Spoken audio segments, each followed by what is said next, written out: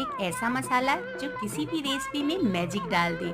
तो आज हम बनाएंगे मसाला मैजिक। जी हाँ, इसे आप किसी भी रेसिपी में डालेंगे ना, तो आपके रेसिपी का स्वाद कई गुना बढ़ जाता है। तो मसाला सीरीज के एपिसोड नंबर 3 में आज हम बनाएंगे मसाला मैजिक। तो इसके लिए मैंने यहाँ पर लिया है धनिया, जीरा, सौंफ, लाल मिर्च, तेज पत्ता, दालचीनी, चक्रफूल, जायफल, छोटी इलायची, मेथी, लौंग और काली मिर्च। और इन सभी को हम बहुत ही अच्छे से ड्राई रोस्ट कर लेंगे, बिल्कुल लो फ्लेम पर, जब तक कि इसमें से अच्छी सी अरोमा ना आने लगे।